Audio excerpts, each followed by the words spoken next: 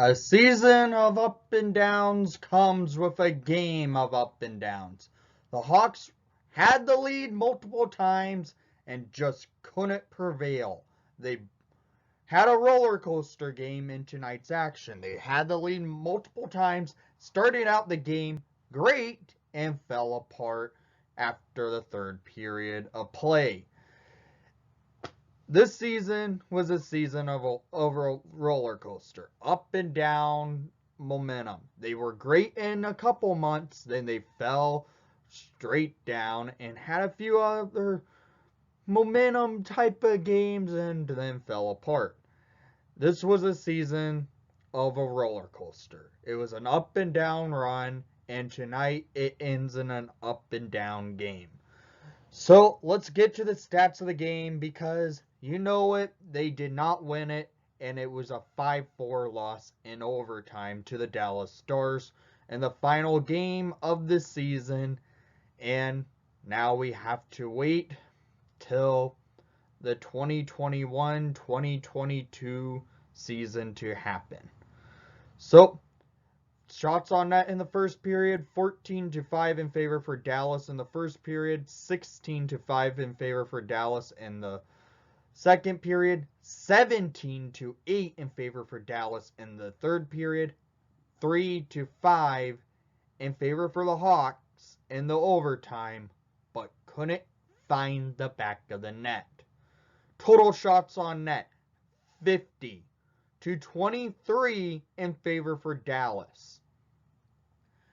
Yeah, 50 shots against in the final game of the regular season, final game of the 2020-21 NHL season.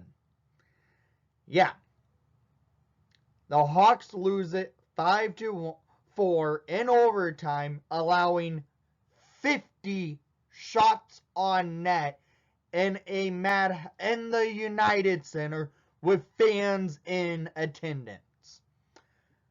That's the way it goes this game, and that's the way a team shows. Yeah, they should not have been in contention much this season, but they managed to stay in contention for a while until a few weeks ago. Face-off percentage, a story of the season, being horrendous at it. It continued tonight, being 56.5% going to Dallas at the dot, to the Hawks 43.5% at the dot tonight. Face-offs have been horrendous this year, and well, it showed again tonight. It showed how Dallas had the more steam and running to control this game. Power plays, 1 for 3 for Dallas, 0 for 4 with a 4-minute power play in overtime for the Hawks. And the face-off loss led to a power play goal for Dallas. I would say that right now. Hits, 36-35 in favor for Dallas. Block shots, 13-19 in favor for the Blackhawks. Right there it shows. We allowed 50 shots. We faced a total of 19 shot blocks. That's a total of 69 shots attempted on net. Getting 19 blocks is a lot. Colin Delia does not deserve this loss. He played great. He played to win this game. He just got overpowered by a team putting rubber on net 50 times tonight. Giveaways, 9-11 in favor for Dallas. Takeaways, 13-12 in favor for Dallas. This game was just a roller coaster game, and the Hawks just fall apart. That's what it was. The final game of the year basically showed how this season went tonight. So let's go to the goals of the game, since there were a total of 9 goals on tonight's game, and we couldn't prevail. So let's get it started. Early in the game, scored by number 12, Alex DeBrincat, his 32nd on the season, assisted by number 24, Pius Suter. 53 seconds into the game, the Cat gets his 32nd of the season by taking the puck from Suter at the boards, and he goes on a rush and beats Jake Ottinger to make it a 1-0 lead very early. The Hawks are not done scoring yet, because on the same shift at a minute 22 in the first period, scored by number 24, Pius Suter, his 14th on the season, assisted by number 12, Alex DeBrincat, and number 17, Dylan Strome. Right there, in a span of a minute and 22 seconds, the Hawks are up on the board with 2 goals, and there should be a good control of plays by the Hawks, you should think, right? Well, no, because Dallas gains all control after this and starts playing their hand and starts getting their opportunities, and we see them score their first goal on tonight's game at 15:30 in the first period. Joe Pavelski scores his 25th of the season, assisted by John Klingberg and Hanley, to make it a 2-1 lead for the Hawks. So the Hawks still have the lead, right? Yeah, that's good. But can they contain it? Can they hold the Stars' pressure off? They do, and we go to the second period. There was a lob rubber going to Delia. Delia stood strong and stopped a lot of pucks from going behind him in tonight's first period. And he continues it pretty much this entire game. So we go to the second period, and we don't see a goal until very late into the period, but we see a lot of action happening in this period. Dallas gained all control, moving the puck well in their offensive attack, and, well, Delia made some big saves. A couple posts were hit, and, well, a key post was hit because this happens.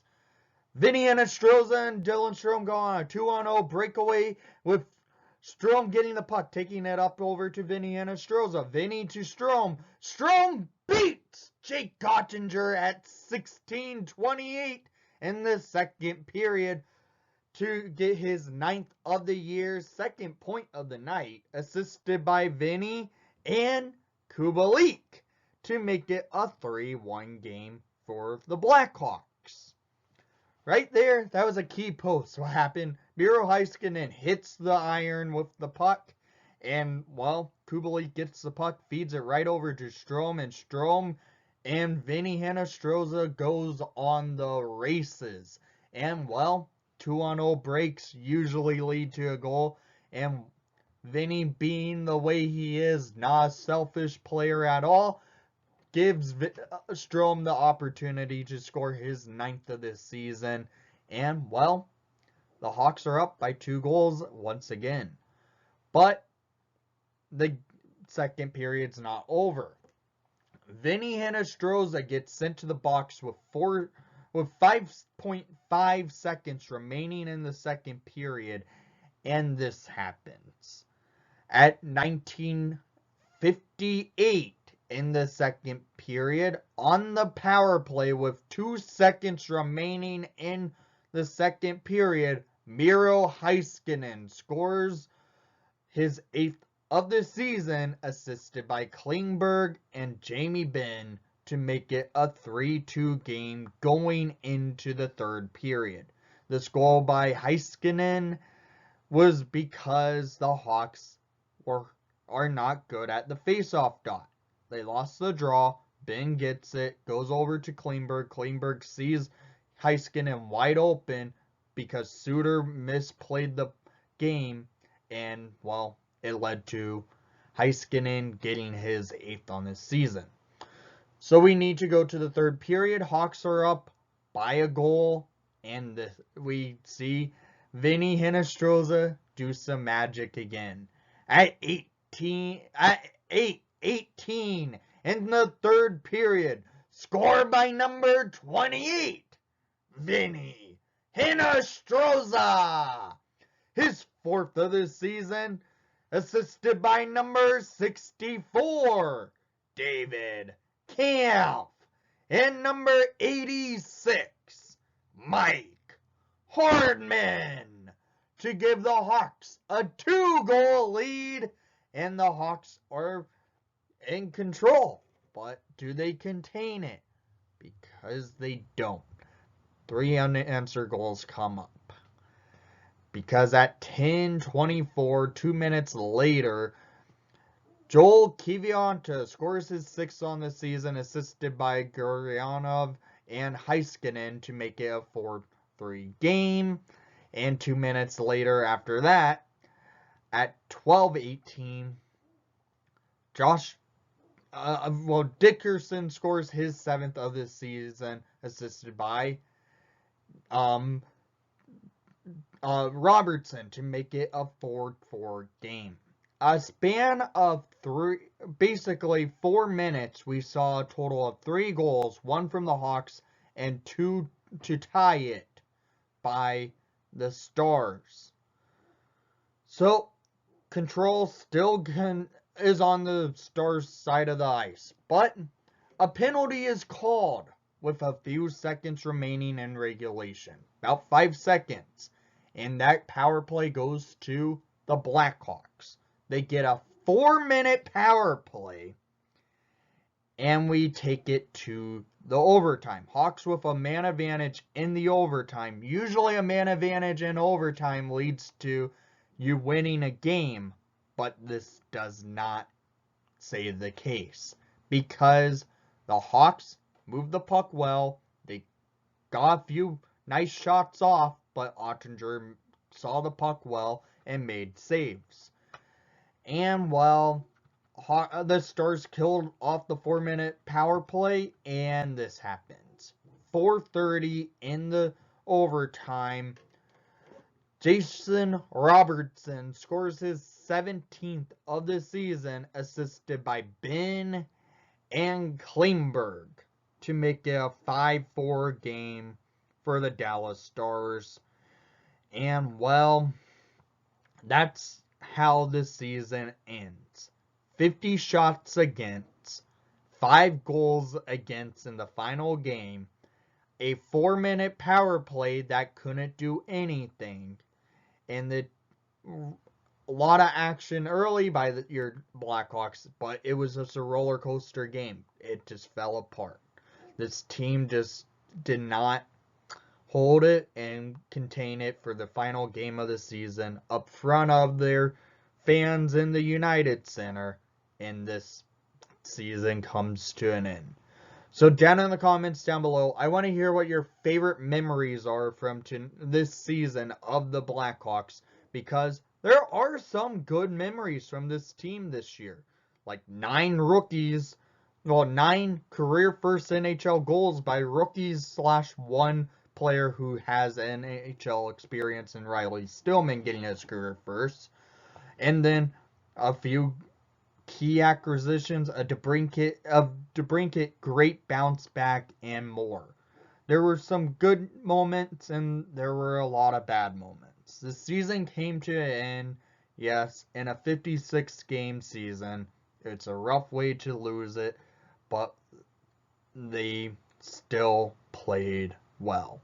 So, down in the comments down below, I want to hear what your favorite memories are of this team for this year. And thank you for watching the broadcast. Please leave a like and subscribe if you haven't done so already. Preview and reviews will be back for next season, but there will always be videos coming out during the off season. So thank you again for a fun 2021 Blackhawks season, and Thank you again, and most of all, let's go Hawks!